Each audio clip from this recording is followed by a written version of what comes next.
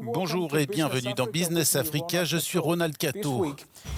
Au programme cette semaine, l'industrialisation de l'Afrique est-elle en train de stagner? Bien que la production industrielle ait augmenté dans plusieurs pays, la part de l'industrie manufacturière dans le PIB a stagné. Nous faisons la lumière sur la troisième décennie du développement industriel de l'ONU pour l'Afrique. Le Burundi cherche à changer de vitesse, la plus petite économie d'Afrique de l'Est cherche à se diversifier dans l'industrie. Connu pour son café et ses minerais rares, le Burundi souhaite également ajouter de la valeur à ses exportations afin de créer davantage d'emplois dans le pays. Les récentes inondations ont jeté un froid sur la reprise de l'activité industrielle en Afrique du Sud. Selon les autorités, les inondations d'avril ont causé près d'un demi-milliard de dollars de pertes, le cœur industriel du pays étant paralysé.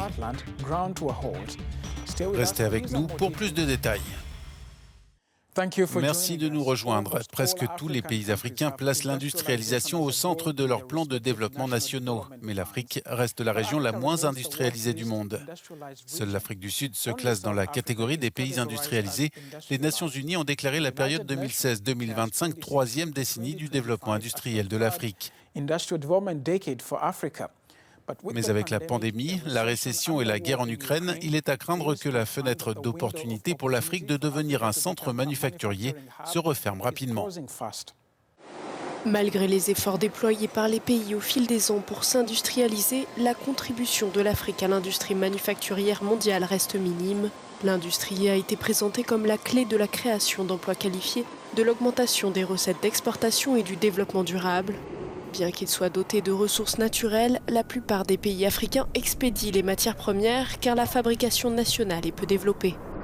En 2019, le PIB industriel de l'Afrique a augmenté de 17% pour atteindre 731 milliards de dollars, la valeur ajoutée de la fabrication ayant progressé de 39% selon la Banque africaine de développement. Mais l'industrialisation de l'Afrique est géographiquement limitée, près de 2/3 de la fabrication à valeur ajoutée ayant lieu dans 5 nations. Les pays exportant beaucoup moins de produits manufacturés qu'ils n'en importent. Pour promouvoir l'industrialisation, les pays africains doivent construire des infrastructures nécessaires, développer les compétences, créer des connexions avec l'agriculture et le secteur minier, mais également se tourner vers la technologie. Il existe également de nombreuses opportunités, la zone de libre-échange continentale étant l'occasion de stimuler le commerce intra-africain de produits transformés et d'investissements dans l'industrie. Alors que la Chine, l'Europe et l'Inde commencent à délocaliser l'industrie légère, les pays peuvent créer les conditions nécessaires pour orienter les investissements vers l'industrie de transformation. Les ambitions de l'Afrique en matière d'industrie manufacturière ont été impactées par la pandémie et la guerre en Ukraine, mais ces deux crises peuvent aussi être considérées comme des occasions de renforcer les capacités locales de transformation afin de réduire la dépendance.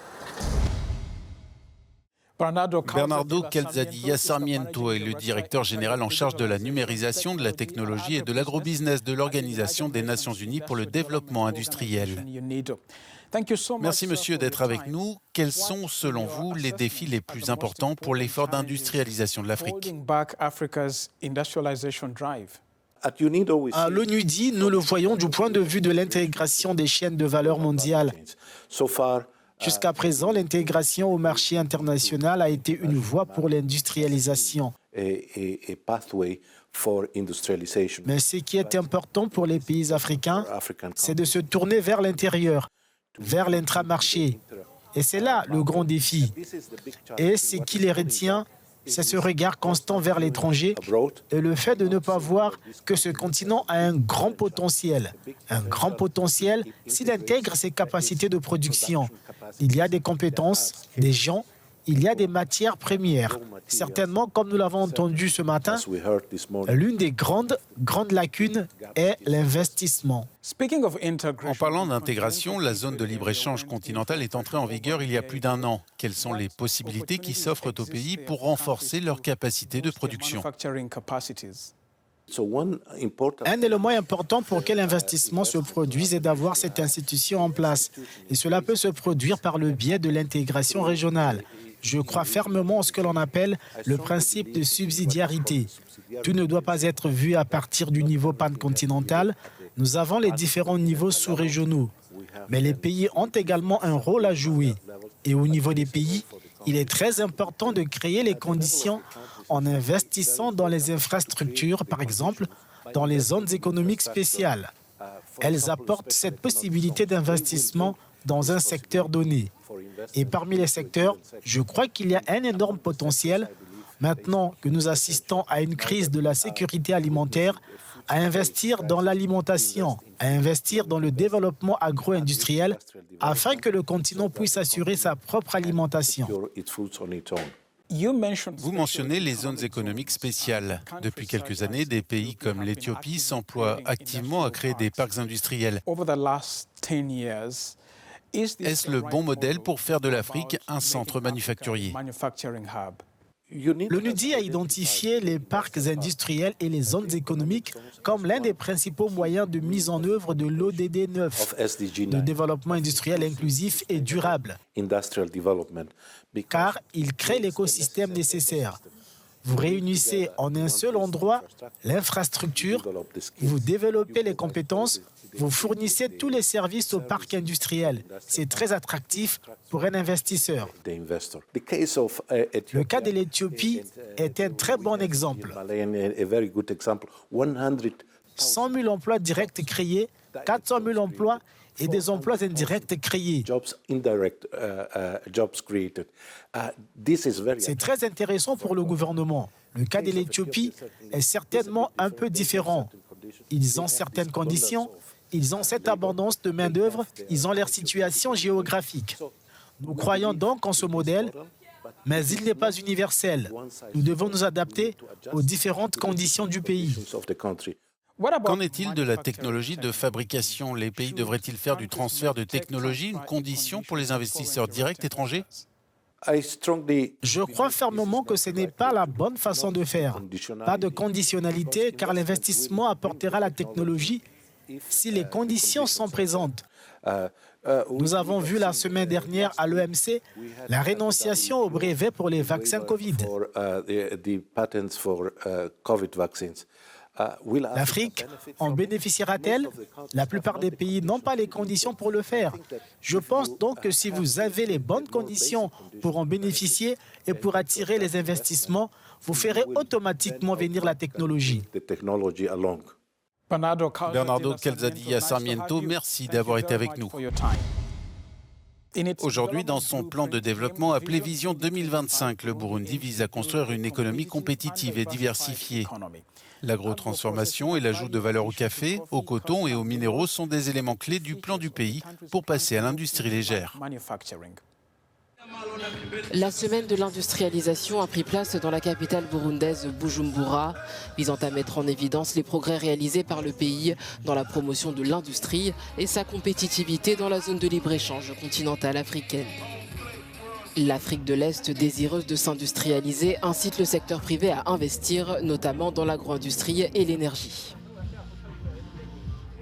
Le Burundi continue d'améliorer le climat des affaires, le renforcement du cadre légal et réglementaire pour appuyer le développement du secteur industriel, le renforcement des capacités des agences de contrôle de la qualité, l'augmentation des investissements dans le secteur de l'énergie et dans le secteur du transport. Pour les économistes, le chemin qui mène à l'émergence industrielle reste pour l'heure semé d'embûches. Faustin Ndikumana estime que les autorités doivent investir dans des infrastructures favorables. Au niveau institutionnel aussi, c'est le manque, la faiblesse du soutien du secteur privé par le gouvernement. On assiste à des monopoles, corruption, tout cela limite le développement du secteur privé. Les monopoles, l'instabilité fiscale, l'insécurité fiscale, la politique monétaire inappropriée. Au Burundi, la balance commerciale est négative de façon continuelle. Avec un PIB de 269 $ par habitant, ce pays d'Afrique de l'Est est le plus pauvre du monde selon la Banque mondiale. Le secteur manufacturier sud-africain a connu un solide premier trimestre 2022, jusqu'à ce que des inondations frappent le cœur industriel du pays, le KwaZulu-Natal. L'Agence nationale de statistique indique dans son rapport de juin que la production a chuté de près de 8% en avril, plus de 800 usines ayant été contraintes de suspendre leurs activités. L'activité manufacturière de l'Afrique du Sud pourrait se diriger vers un résultat faible au deuxième trimestre de l'année après les inondations dévastatrices dans la région industrielle du KwaZulu-Natal. Dans son rapport de juin, l'Agence des statistiques du pays a indiqué que la production manufacturière s'est contractée plus que prévu en avril, reflétant l'impact négatif de graves inondations et de coupures de courant intenses. La production a chuté de 7,8% par rapport à l'année précédente en avril, selon l'agence.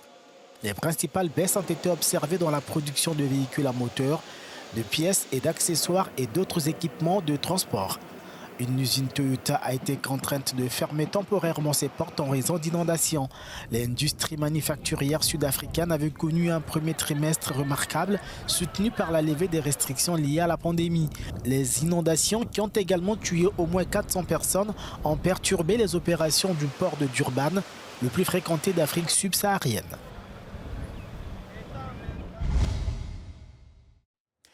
Et c'est ainsi que se termine cette édition. L'information continue sur nos antennes. Je suis Ronald Cato. Je vous donne rendez-vous dans le prochain épisode de Business Africa.